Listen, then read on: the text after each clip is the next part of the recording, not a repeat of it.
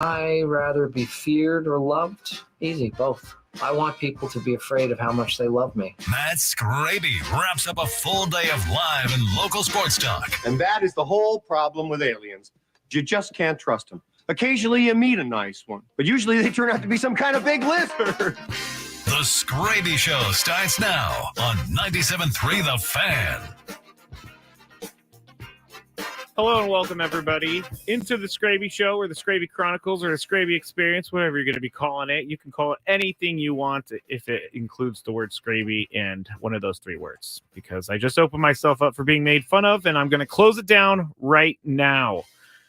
We have some fun stuff to talk about tonight. In just a second, though, I'm going to be talking about the weather, because our mayor, Todd Gloria, the city of San Diego, has declared what is it called? A disaster. It's announced a state of emergency due to extreme rainfall and flash flooding. So I'll get to that in just a second. But it's been crazy with the weather all weekend. And I've lived in some crazy weather places before, but when I was driving to work today, it took me an hour and 15 minutes to get all the way from, I don't know, let's say Santa Fe Drive near Encinitas area. It's all the way down from Santa Fe to work. Usually takes me around, 25, 30 minutes. Today it took me an hour and 15 minutes. And the reason it took me an hour and 15 minutes was because of all the crazy rain. But I've been the guy before where I see people who are driving through big puddles or flooded intersections, and I've always seen those videos. I'm like, man, who is that guy who's doing that? What a dummy. He got stuck. He deserves to be stuck. Well, today, driving to work, I can't. One of the main roads I used to get to the 5 South was closed because of flooding. So I had to go around, and then I went the back way.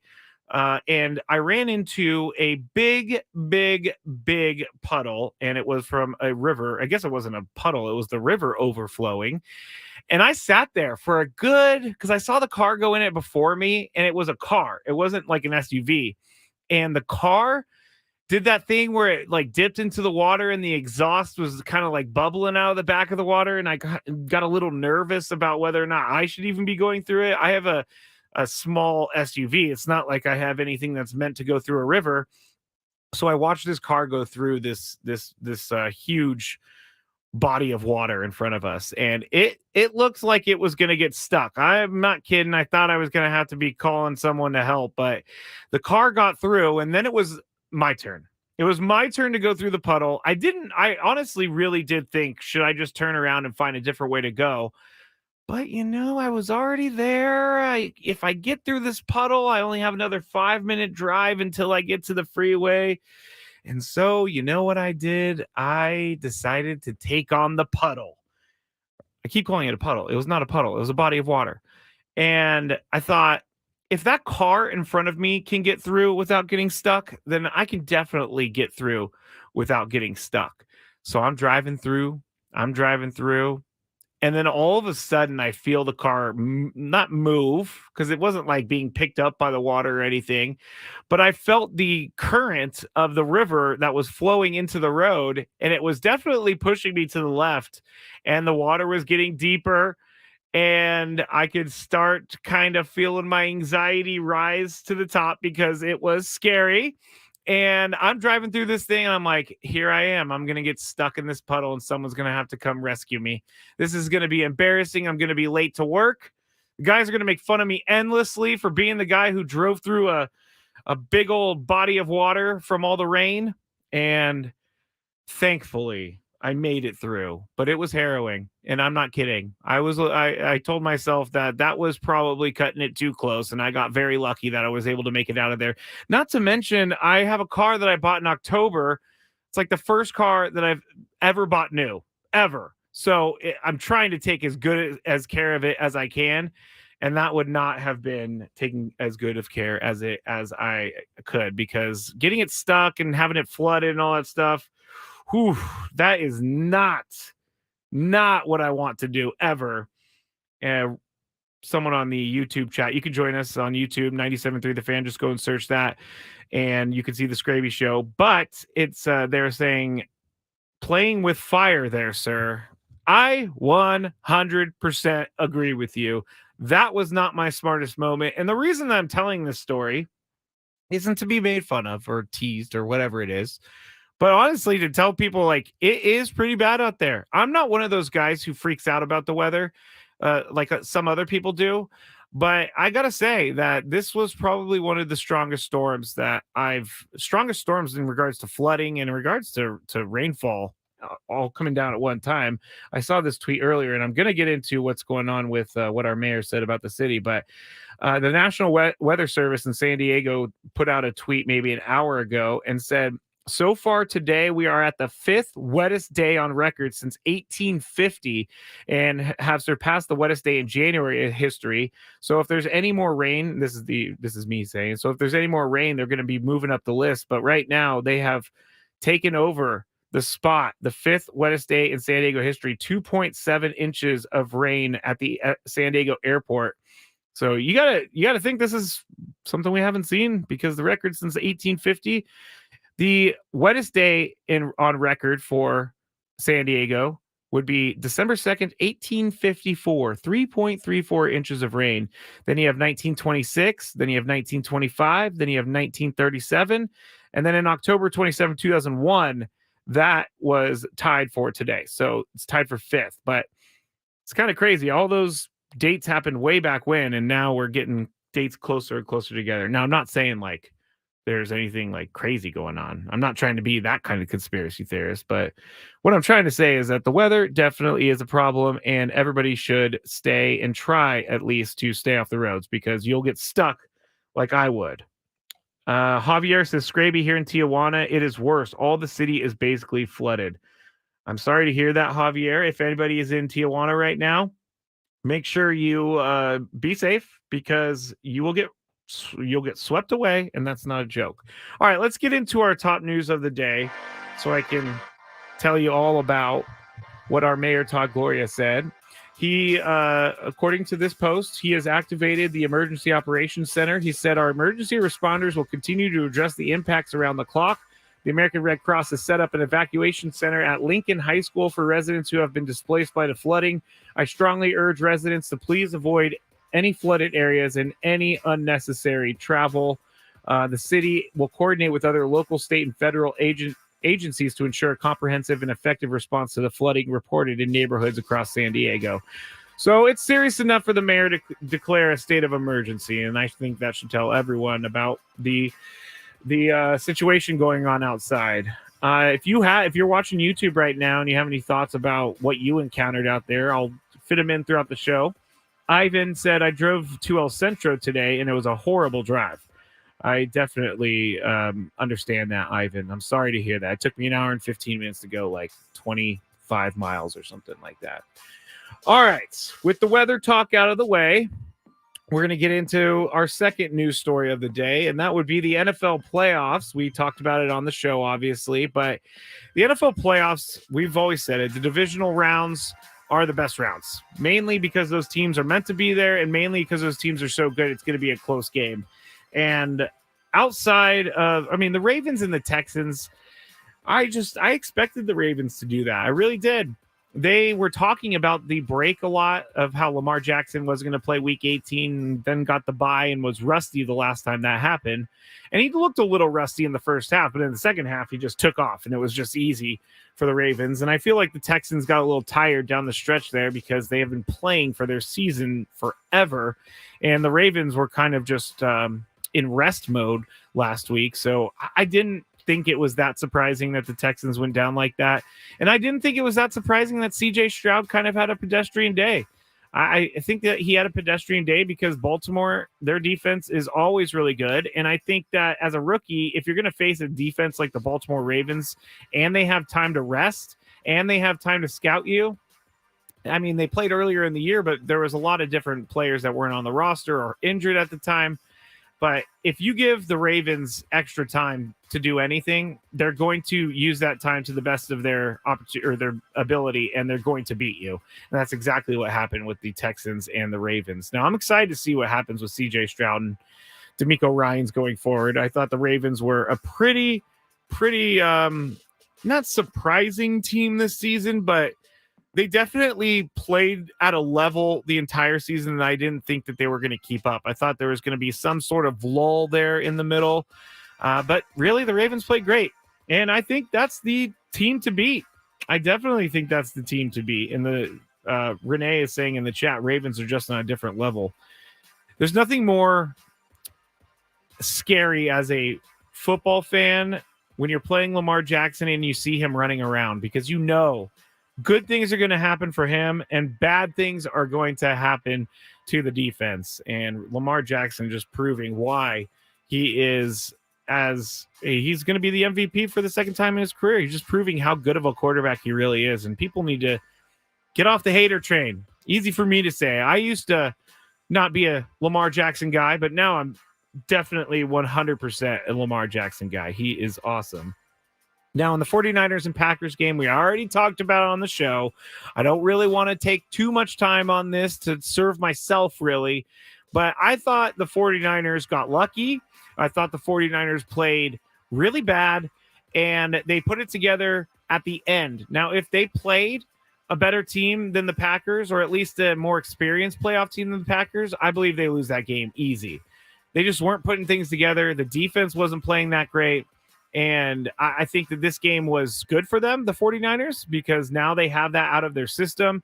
I also think the 49ers, as much as they're always going to say that they weren't, I feel like there was a little bit of nerves there with Brock Purdy and with some of the players on the team, because Brock Purdy came out and was throwing the ball high to almost everyone, or behind them, or just in front of them. And I felt like that was nerves. It could have been the rain too, but he was saying after the game, and he was saying that it wasn't the rain or anything like that. Jordan Love didn't blame it on the rain either.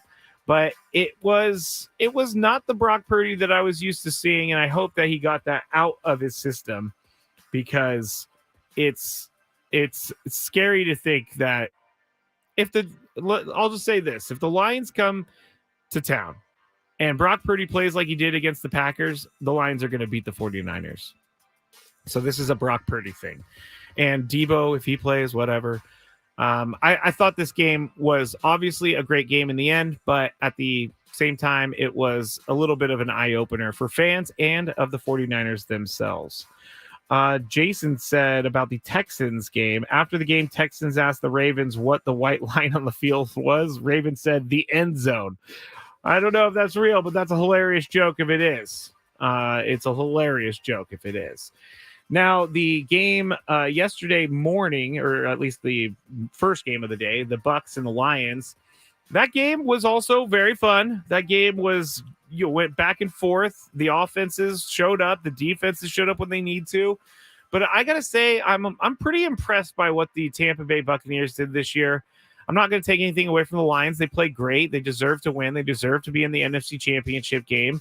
We'll talk about that as we go through the week. But I really thought Tampa Bay did put together a nice season for a season that they were expected to do absolutely nothing throughout the entire year. And Baker Mayfield was just going to go to Tampa and he was going to wither away and his career was going to be over. But I think it just re-energized Tampa Bay, and I think it re-energized Baker Mayfield. And that's why he played so great this week. I mean, the guy's hard to cheer against, I guess, in this way. He just wants to win more than anything, and he's so fired up about everything. And as a teammate, I can see why players would want to play with and for Baker Mayfield, because he's a vocal leader. He wears his emotions on his sleeve, and I kind of like that about him. And he's a gamer. He always shows up to play hard. And so Baker Mayfield and the Bucks, I got to give them some credit for what they did this year. Final game, Chiefs and Bills. Maria on the chat, our resident Chiefs fan here, said that Chiefs-Bills game had me stressing my word. Yeah, I agree. That was a stressful game for Chiefs fans and for Bills fans. M.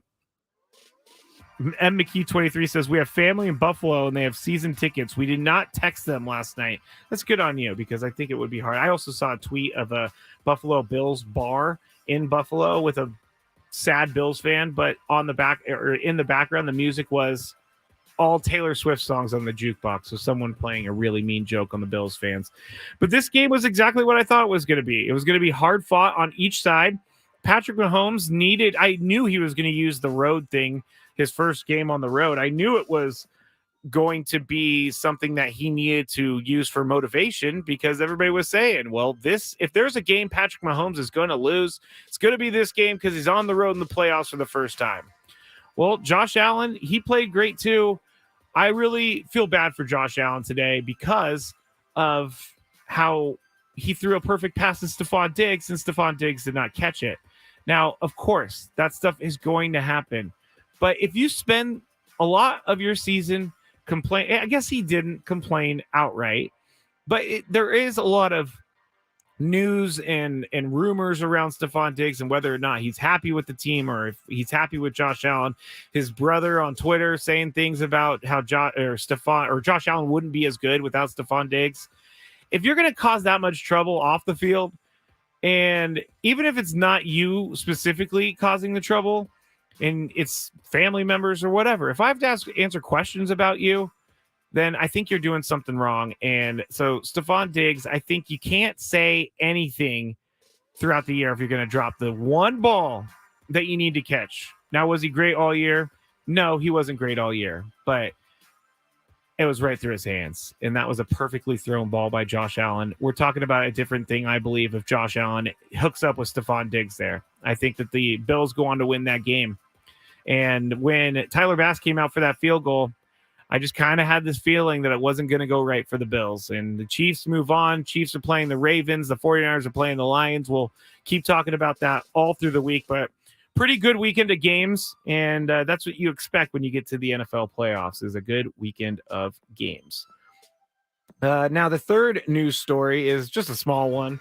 Again, there's not much news out there. The Baseball Hall of Fame is going to be releasing who gets in tomorrow.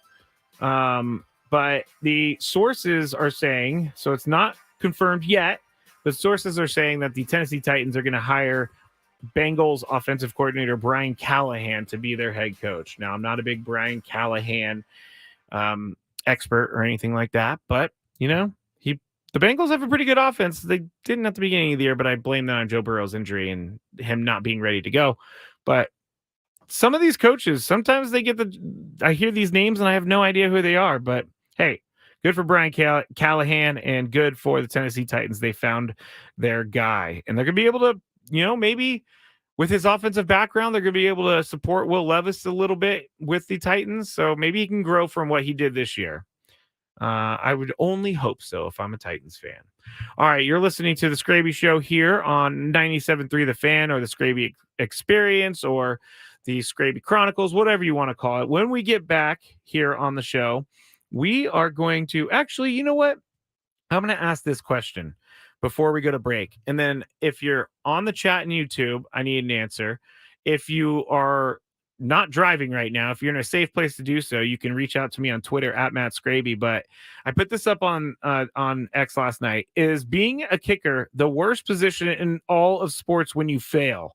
Because that's got to be a lonely place. I got to think that being a kicker and missing a field goal in the playoffs like Tyler Bass did last night, it's got to be one of the worst feelings in sports for any position, because it was all on you and you failed. And I saw him on the bench. He looked like he was a pretty sad guy. But if you have any other positions that you think are tougher when you fail, let me know. But that's what we're going to be talking about when we get back. Also, some Patrick Mahomes stats that I just forgot to put in there. But these are so good that I have to bring them up. So all of that when we get back on 97.3 The Fan. Don't have time to listen to an entire fan talk show? The Odyssey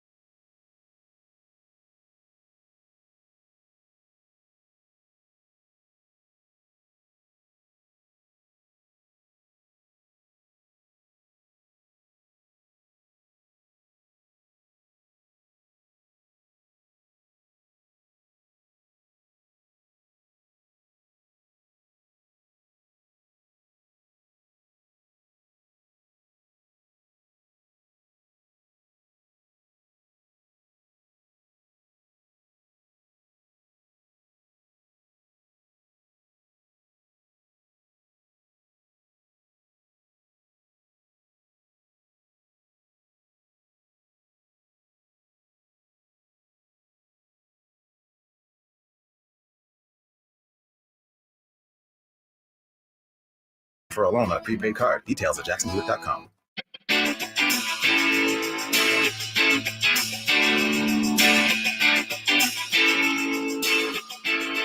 Back here in the safe and dry and very cold, and I'll explain why it's cold in a second, but Odyssey Studios here on 97.3 The Fan. This is the Skraby Show. I'm Matt Skraby. Thank you for listening. Thank you for participating. If you want to reach out to me on social media, you can at Matt Skraby. If you want to watch on YouTube, you can. You can just go to YouTube and search 97.3 The Fan, and the live show will be right there on our page. I'm wearing glasses. I've had glasses now for the last year and a half or so, but I don't ever wear them because they get so dirty all the time. And I know that glasses people out there are thinking the same thing, like, oh, come on, noob. You just got glasses and you're complaining. But I feel like, honestly, the glasses get more dirty when I don't touch them than anything. I don't understand how it's happening. But long story short, my eyes have been going, and so I need to start wearing the glasses. And so that's why I'm wearing glasses today. Before break, I asked about if the kicker in the NFL is maybe the worst position in all of sports when you fail. And we got a lot of great submissions on why it is or who should be actually in this list. But I obviously remember this, but one of the names that kept coming up on the chat right here was someone that everybody here in this town, if you're a Chargers fan, is very, very familiar with, and that would be Nate Kading. Nate Kading was one of the most accurate kickers in the history of the NFL. One of the most accurate kickers in the history of the NFL. But when it came to the playoffs, there were many times that he missed the kick. And if that doesn't tell you what the pressure is like in the playoffs, then I don't really know what can tell you that. If you're a guy who's nearly automatic during the regular season, and then you miss that one kick that means everything, I just got to think that's all pressure. Has nothing to do with skill, has nothing to do with choking. I guess it is choking, but I just got to think you have so much pressure on you that you cannot miss the kick, that you miss the kick. Now, people on the chat were saying maybe a closer giving up a walk-off home run. That's from Thomas, our guy Thomas. It's up there, but if you're gonna, you gotta put yourself into this position. This is a season-ending kick if you miss it. So it would have to be a season-ending walk-off home run for a closer. Now that would be pretty brutal if you're in the playoffs and someone walks it off against your team. That's definitely brutal. So that could go up there. I would say they're in the realm with the kicker. Anthony says it is the worst, but that wind really was insane for the Bills kicker. It was insane, but he knows where he knows what he's kicking in. He's kicked in that place for a long time. Thank you, Castro, saying looking sophisticated. But mostly I got another soccer goalie was another one. Chris, Tony, and I actually talked about this in the studio before they left, and they brought up soccer goalie. But in soccer, I guess the only, maybe I'm wrong, and correct me if I'm wrong, but in soccer, the penalty kicks, I don't know, is a goalie really expected to stop all those kicks? It doesn't seem like there's a good success rate. I think the pressure would more be on the person that's making the kick. Like if they need to make the kick and they win the World Cup but if they don't, they lose. Do or die. And they miss, that would be pretty bad. But it's not on the goalie, I don't think. I wouldn't think it was on the goalie. Goalie's hard, yeah, but I don't know. I don't think that you're expected to stop all those kicks as a penalty kick goalie. But I don't know. I guess you could. But there you go. That's some of the thoughts on being a kicker and whether or not it's some of the worst in sports. And I definitely think it is. It's a very lonely place. And then, I put that up on social media last night. Someone said, well, he's making a bunch of money, so I guess it's not so lonely. Sure, it's not so lonely. Doesn't mean that you don't feel horrible about yourself for a very long time. Just because you make money doesn't mean you didn't let everyone in that locker room down, all those people that work for the organization, all of those things.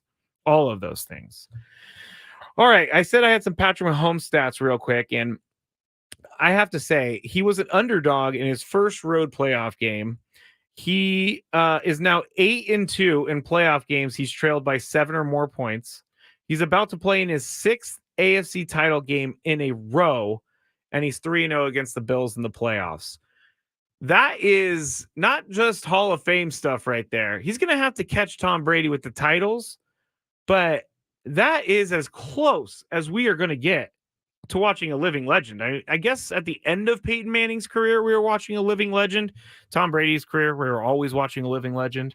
But Patrick Mahomes, I often think, like, when I'm 90 years old, are my grandkids, if I have them, are they going to ask me about a guy like Patrick Mahomes? Are they going to ask me about a guy like, about a guy like Josh Allen? Or are they going to ask me about a guy like Jordan Love? Well, I know that they're going to ask me about Patrick Mahomes. Josh Allen, if he wins a championship, wins a couple MVPs or something, yeah, we'll be talking about him in the future. But I don't think that if he doesn't win those championships that he needs to win, or if he doesn't get past this playoff issue that they have, and I don't think we're talking about Josh Allen when I'm 90, which would be like 50 plus years from now. But I will be asked about Patrick Mahomes, and that's already, even though he's still got 10 plus years left in his career if everything goes according to plan. But being 8-2 in playoff games where he's trailed by 7 or more points, that's enough for me right there. That's an incredible stat.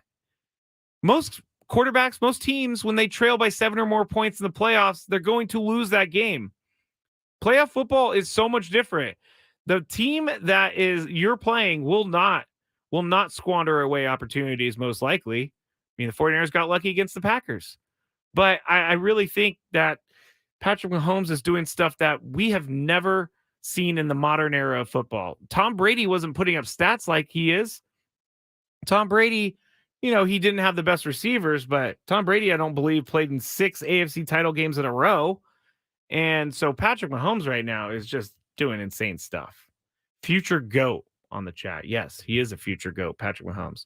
I used to not like Patrick Mahomes and the way he played, because in the beginning of his career, when he wasn't as proven, before the Super Bowls, before the playoff heroics, he would do those no-look passes. He would do, left-handed passes. And I was thinking, yeah, it's all great right now, but as soon as it stops working, then Patrick Mahomes is not going to be the guy that everybody wants him to be. But look at me, I'm just a dummy, because he can pull that all off, and he can do it, and he can do it in style. And Patrick Mahomes, again, I hate to say it because he's not on my team, but he's a pretty good football player. So good on you, Patrick Mahomes. I kind of feel bad for Bills fans. I do. I kind of feel bad for them, because it was so just heartbreaking to see them go down there and lose again due to something like a wide right kick. It's just incredible. Matt Skraby here with you on 97.3 The Fan. This hour is going very fast, and I appreciate everybody who's watching on YouTube. I appreciate everybody who's listening out there. Please, everybody, be careful. If you haven't heard, the mayor declared a state of emergency for San Diego because of the flooding. So just make sure if you're driving, to be careful and don't go through a puddle like I almost did. If you want to hear about my harrowing tale, I shouldn't joke about it because it was actually kind of serious for me, at least. You can go back to the first segment of the show, but be careful out there, everyone. Just because we need to get home doesn't mean we need to go 90 miles an hour. On the way down here, there were many accidents, and I've heard everybody talking about it today. So everybody be careful. Everybody get home safe, and just slow down. I don't have the actual study in front of me, but I know that there's been studies out there that say even speeding by an extra 5 miles an hour doesn't really save you that much time, or 10 miles an hour doesn't really save you that much time. And when it's raining and flooded like this, just keep yourself out of trouble. Just keep yourself out of trouble. Did you know you can listen to 97.3 The Fan with your smart speaker? Just ask your device to play 97.3 The Fan to give it a shot. Now, Padres, I wanted to come into the show actually talking about the Padres, but I had that news about the weather, and so I wanted to maybe change gears a little bit. But when we get back, I'm going to tell you what the most concerning part is for the Padres and what part I'm not so concerned about their upcoming season, because spring training starts very soon. So we'll talk about that on the Skraby Show when we get back on 97.3 The Fan. Quinn and Chris on the Fan. Man,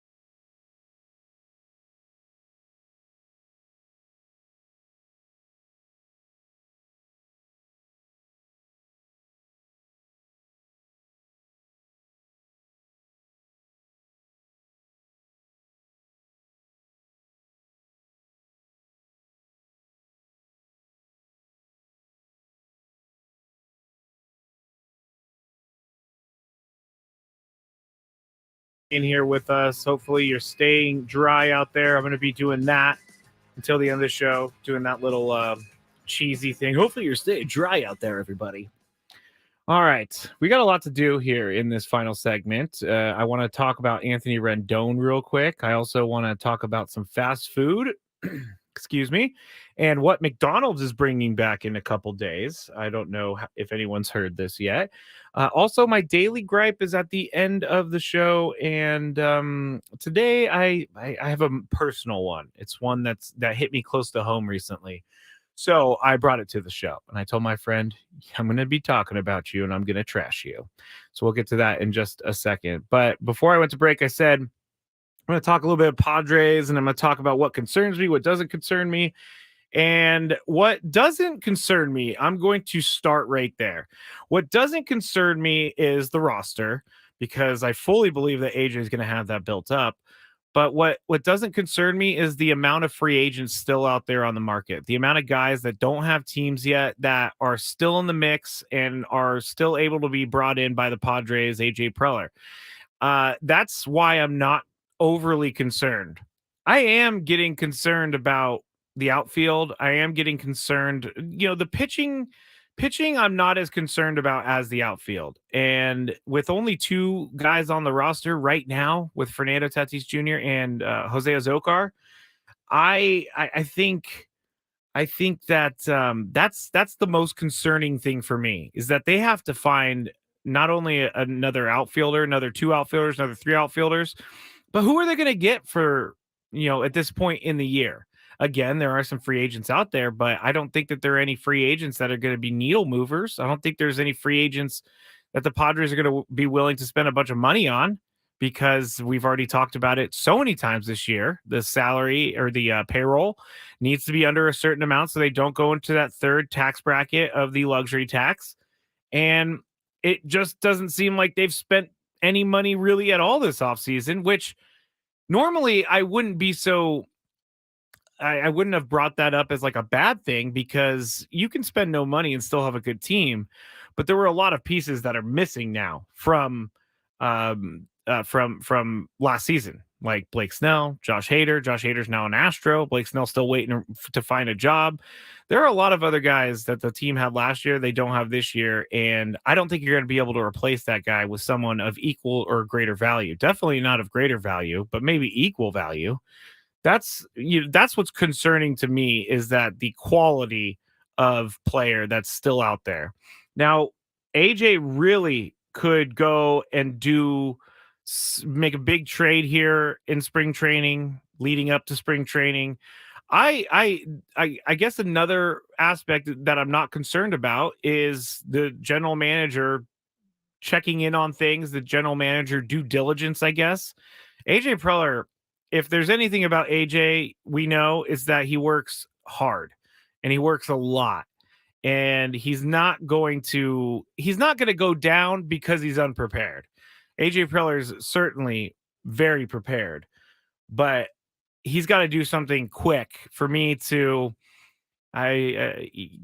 really feel like this team has a good direction heading into the season.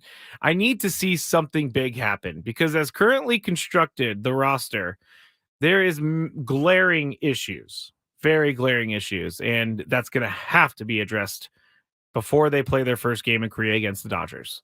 And so the concerning part is no movement at all, and who is left there on the as a free agent, or no concern at all because you feel like AJ Preller can get it done. And I'm trying to stay in the middle. I really am trying to hang in there and not go too far one way or the other, because usually when I go the way of I'm going to panic, then I'm wrong about stuff. But when I go the way of I don't really care, then I should have been maybe caring a little bit. So I'm going to be in the middle right here and hope that the Padres are going to field a team here in 2024 that has some more names on it than we already currently have with the team. I'm excited for baseball season. I'm excited for Padres season. It's going to be a fun year. I think it can only go up from last year in regards to some of the things, like hitting with runners in scoring position, winning one-run games, things of that nature. But I think the Padres is I think that a lot of us are kind of, I think a lot of us are kind of thinking the same thing, which is this is not what I thought was going to happen in the 2024 season when we were heading into it. If you were to say that a year ago, much different prediction, much different feeling, all of that. But now with the reality facing Padres fans and the Padres organization, I think it's a little bit different than what they even thought they were at the point they were going to be at this part of, you know, the big spending spree of the Xander Bogaerts, the Manny Machado, the Fernando Tatis Jr. Renee, I believe in Preller. Stealth is wealth. All right, I can get behind stealth as wealth. We've said it. I've said it. Gwen and Chris have said it. Morning Show said it. Bennett Woods, Andy and Elston. Maybe they haven't said it because they haven't been here as long yet. But when AJ Preller does his best work is when no one knows anything about it. And then we just wake up to a news alert, or we get a news alert saying that the Padres have traded for someone like a Blake Snell. I remember sitting there about to go to sleep. It was late at night, but Blake Snell flashed across my phone. The Padres acquired him, and no one thought that was possible, or no one even thought really that they were going to go that route, and they did. And so it was a surprise, but I think if anything big is going to happen, we're not going to hear about it beforehand.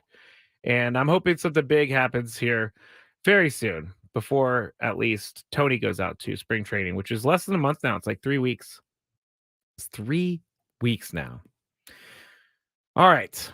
Anthony Rendon. Let me get this real quick, because Anthony Rendon, I woke up to a I guess a tweet. I was just looking at Twitter, X, whatever it is, and I saw this quote from Anthony Rendon, and I immediately knew we were going to be talking about on the show. It's always nice when I wake up and I see something that I immediately put in the rundown for the show. But here's what it said. It said it was a picture of Anthony Rendon, and it had a quote on it. And it says, we gotta shorten the season, man. It's too many dang games. We gotta shorten this bad boy up. Now, I thought this was completely fake, because there's those, I think they're called like Facts MLB or something. There's a couple accounts out there that kind of get me sometimes because they look so official. But I think anyway, Anthony Rendon, he was talking on a podcast or a show, and here is what they asked him, and here's his answer. So compare that to what I just told you from the picture. If you could change one thing about Major League Baseball, if I gave you that power, what would you do? I'm going to say something very lighthearted so I don't get in trouble when I get to spring training. So I'm going to give you all an Anthony Rendon answer. The first of the day, hopefully. Yeah. We got to shorten the season, man. It's too many dang games. 162 games and 185, 3 days, whatever it is. Man, no. We got to shorten this bad boy up. Let's go. So there you go.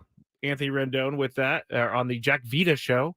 But the problem here is that I'm all for jumping on someone who makes comments that are not the smartest. Like, if he were to say this, and my first reaction was, well, maybe you should start playing more games before you say that, which I think everybody's reaction was. Also, it's like, do you want to get paid less? Do you want to get paid the same? And those were my first thoughts. So I went and found the audio, or actually Paul found the audio. Thank you, Paul. And I listened to it, and it wasn't anywhere near what the it wasn't anywhere near what the actual post that I saw said. And they left some things out. They left some words out. But here's where I'm going with this. It's not because Anthony Rendon says he needs less games. I don't blame him. All of us want to do less work and get paid the same. So that's nothing new. What really bothers me about this is that the people who are posting this posted it so that it would be read one way for everyone to just roast Anthony Rendon. And again, you're a professional baseball player. It comes with the territory. But if you didn't say something and people are saying that you said something, or at least implying that you said something, is where I draw the line. You have to include everything if you're going to talk about this, because Anthony Rendon said he knew what he was getting into before he went into it. He said, I don't want to say anything that's going to get me in trouble. This is a kind of a jokey answer. He was setting himself up so that he did not look like he is looking around the internet right now without people actually knowing, because people are going to see this, they're going to move on, they're always going to think Anthony Rendon's that guy who wanted to play less games even though he doesn't play already, or even though he doesn't play full seasons already. And that's the problem I have. I just don't like the false reporting just so someone clicks on your things. If I'm going to get on a little rant right now, it would be on social media stuff, because there's so many tricks and just things that I just don't think have any place on being out there to get people to click. Like, we were talking about the Sports Illustrated articles last week, and the Sports Illustrated articles were online. We're getting more and more AI like it read just like an AI kind of article. And those headlines are the ones that are the clickbait headlines. And so I'm just not for it. And I will defend a guy like Anthony Rendon when this comes about, because I wouldn't do this to him on our show. And I know that other people will, and they did, but I just think that we have to keep up some sort of, I'm not a journalist, so I don't want to call myself journalistic, but I'm just going to use the phrase for lack of a better phrase, but we got to keep up some sort of journalistic integrity. We have to be able to believe our reporters. And this is just not what I wanted to see, and not what I thought I was going to see when I first originally read that. So Anthony Rendon's kind of he's taking it on the chin online today, but he shouldn't have to, because he actually didn't say anything wrong. He made sure that he was off the hook before he said it. All right. I just saw something on the chat too from NY Mike 8 saying that Tyler Bass is now getting death threats in Buffalo. If there's something else I don't stand with, it's death threats to a player. That is crazy. It's just a game. You'll be okay that they lost. It's not something that you're going to be sick over for the next 2-3 months. Maybe, I guess Bills fans are different from other fans, but death threats to an athlete after they miss a kick or miss a shot or miss a pass or whatever, not good, not cool. And I definitely am not a fan of death threats or harassment whatsoever. That is wrong. And I hope if you're one of those people out there and you send death threats to people, I hope you really, really, really think about what you're actually sending, because things, hit different on the other side. And you never know how many. We saw Dalvin Cook earlier this year just being called so many racist things because Alexander Madison, but he was being called all these racist things because he fumbled a couple times in the game. It's ridiculous. People need to really, really calm down. Dominic has a funny point, actually. Dominic says on the YouTube chat, death threats from people that jump onto tables on fire. Weird. Yeah, you make a good point there. Bills fans are kind of crazy anyway. And so that just really amped it up a little bit with this whole thing. All right, real quick before we get out of here, because we're almost to the end of the show. I told you about McDonald's. They're going to be releasing something in 2 days. I want to see if anybody would eat this. I know I would, but I can't until my diet's over. But on January 24th, Wednesday, they are going to be releasing the Double Big Mac. And you might think, what is that? I mean, it's pretty self-explanatory, but still, Big Mac only has 2 patties on it. They have the bun, patty, bun, and then all the other stuff on it. Well, the Double Big Mac now is going to be bun, 2 patties, bun, 2 patties, and bun. And I don't know why they wanted to do a Double Big Mac, but I don't know if there was any call for a Double Big Mac, but it looks pretty good in the picture, and I am definitely not opposed to eating a Double Big Mac. That would be delicious, but now in my svelte state, I would need to make sure I didn't eat too much of the Big Mac, or at least I just eat the Big Mac and not the fries, because that's where you get in trouble. It's doubling up. But I wanted to bring the Double Big Mac to the show real quick because I thought it looked delicious, and I know a lot of people out there love the Big Mac, so I'm curious to hear thoughts on that. And now it is time for the Daily Gripe, which I think Tony and Chris are secretly really loving the Daily Gripe, because then they get to talk about it as well. And it's the people who ruin things for you. And I'm talking about like ruin the end of shows, ruin the end of movies. So I was talking to a friend over the weekend, and he was telling me about this movie that's maybe like a year and a half old or something like that. And he was like, man, the ending is just crazy. I couldn't believe this. And he was just selling it for me. But then he goes into it and he tells me the ending. And then at the end, I'm like, dude, I'm going to watch this. Why? Why would you tell me the end of the movie? You told me how great the movie was, and now you're going to ruin the movie. And Chris would say that I did this to him that one time that I told him the Aztec score, but we were on the air, and people needed to know the Aztec score, and he didn't want to know. And that's not me ruining things. But please, people, just don't ruin movies. Just don't ruin shows. Just assume like everybody hasn't seen it. Or ask, have you seen this show? That's what we're talking about. That's what's in. If you know what I'm saying. Everybody out there just caught a little Easter egg. All right, that's it for the Skraby Show. Well, I'll be back tomorrow for Gwen and Chris and the Skraby Show. Everybody, please be safe. Have a great night. Talk to you tomorrow. Hey, it's Chris Ella from Gwen and Chris. You know I love sports trivia.